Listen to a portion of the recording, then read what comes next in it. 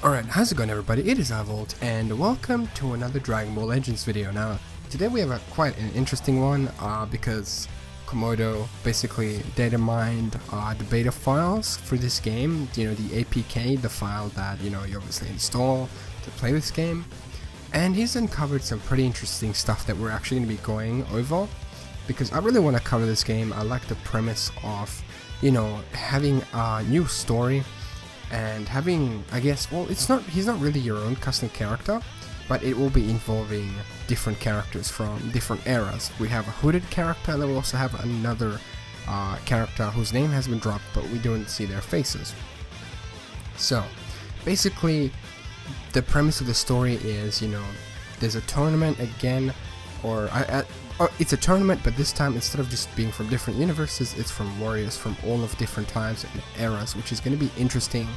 And I'm glad that it's got that plot point because you're gonna play the story and you're gonna really engage with it because it's something new. Unlike with Dokkan Battle, where obviously Dokkan and this game are completely different, but in Dokkan obviously you're just grinding to get the Dragon Stones and stuff at the end of the day. I'm hoping that this game's story is as interesting as the gameplay, because the gameplay itself is actually amazing and I'm really enjoying what I'm seeing. So let's get right into I guess I'm going to start by subsections. So basically I'll start off with characters. So one of the things that I've noticed, first of all, for Komodo, is that Super Saiyan 4 files for Goku have been found in his beta files. Basically there's only character animations and tailbones at this time, but it does confirm that Super Saiyan 4 Goku, it will be in this game in the full release, and that's great because it will obviously incorporate GT characters such as most likely Super Saiyan 4 Gogeta, Super Saiyan 4 Vegeta, Omega Shenron, and that. So it's great they're not excluding that game. It would be pretty interesting if they actually end up incorporating GT in the story mode as like a different timeline or something. I think that would be cool. You have Giblet and Zaha, and basically these characters are unknown, I suppose, because they're mentioned once in the game's files. And what Komodo said is they're original characters along with Charlotte, the protagonist of the story. And if you haven't known, Charlotte is that Saiyan in that blue armor, which is very reminiscent of Universe 6's armor. And the reason for that is, I want to give you guys an explanation of that, is basically Charlotte comes from a time before the Saiyans from Universe 7 got enslaved by Frieza and thus had to wear his branded armor. Okay, so that's essentially what I believe is the story, because in Universe 7 the Saiyans got enslaved by Frieza, while in Universe 6 Saiyans didn't and were thus free to evolve. So one of these two characters is most likely the hooded figure from the trailer that was actually released for this game. So we've got Super Saiyan 4 Goku in the beta files, signifying that GT will be a part of this game. We have these original characters, which would be pretty cool to see if we can actually obtain them and dress them up in similar ways with Charlotte. Because Charlotte, I don't know if you've seen this, I'm going to find this file and put it on the screen, hopefully. But there's actually somebody also datamined this and revealed Charlotte basically with like a few different costumes. So it's not just Goku's costume that you can put on Vegeta's costume, Yamcha's costume, stuff like that. So that's cool, I like that. It's gonna add some level of customization to this game, and that is what I like and that is what I want to see. So the next section that we'll be talking about is the game modes / features. So basically you have an adventure mode, which I assume is the story mode. There's the training mode, which I assume is to level up your characters, your cards that you've summoned. You have PvP, which is obviously player versus player, aka online battles, which look amazing by the way. I'm excited to try this out. The only reason I didn't is because I don't have it installed on my phone, and another reason is because I use the emulator Nox to play this game, but the reason why I can't really get footage up for you guys, I probably could, but it would just be like with the reason for that is the models themselves are pink for whatever reason. I assume it has something to do with the emulator incompatibility or something of that sort, which is a shame, but it is what it is. I've played the game myself and it's very fun and very fluid. Now, okay, I was completely wrong about adventure mode because obviously there's a main story, there's an event story, and then there's also limited time training. So these are all going to be modes that I think these were all found in the beta, but I don't know how many of these are accessible. Then we have soul boost, change equipment, equipment upgrade, and then, you know, equipment. But I assume the change equip means like what you have equipped on your character in terms of attacks, I suppose. Like, you know, the key blast or the attack or status boost or whatever. Then we have training mode spots, which is the next section, and for this we have the plains, we have the wasteland, we have the training island, we have Corinth's tower, we have gravity rooms, planet Potafo, which I assume is the planet of the Tuffles, I don't know, or Potafo, I don't know what that means. My apologies if I've completely butchered it. It is actually 2 AM at the time of me making this video, so my apologies.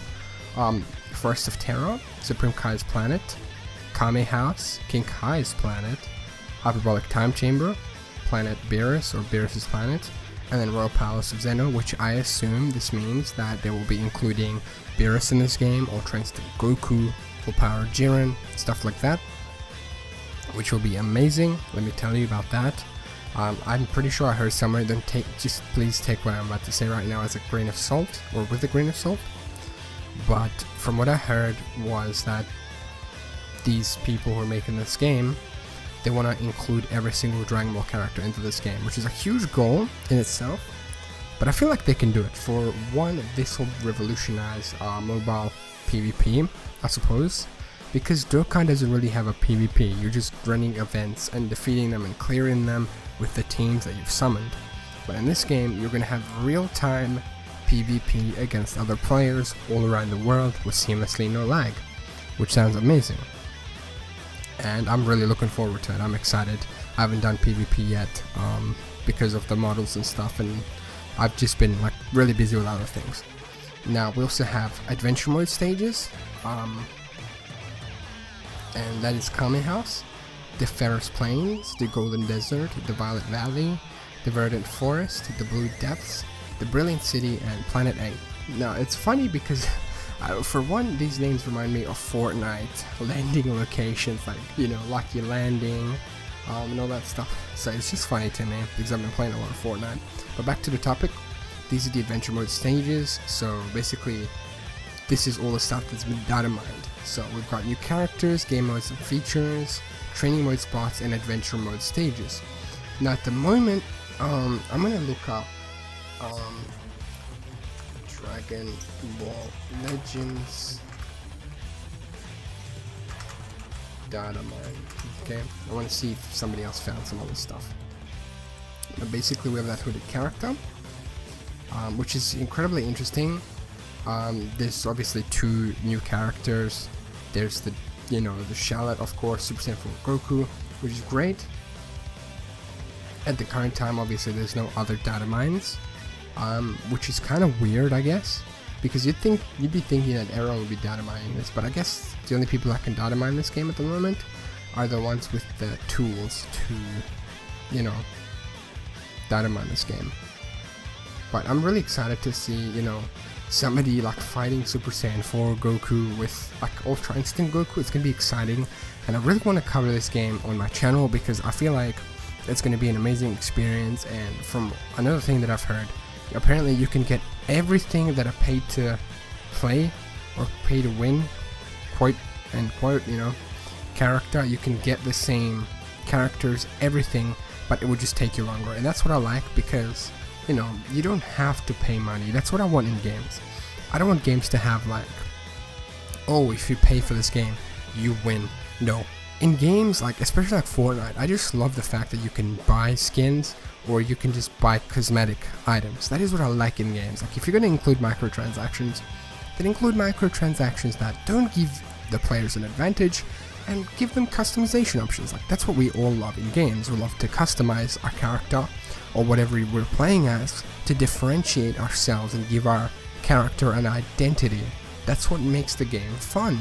It's not fun if you all look the same. Like, let's say you all look like Steve from Minecraft. Like, how would that be fun in a game like this? You know, it just makes no sense to me. So, yeah. But I'm going to end the video here. Thank you so much for watching. Hope you guys enjoyed this data mine. It looks exciting, you know, the future for this game looks definitely exciting, and if you guys want me to keep you posted on this content, then I will definitely continue to do so. Thank thank you so much for watching again. I appreciate you. Let's get to that 50k. We're incredibly close. So if you're new, subscribe, leave a rating below.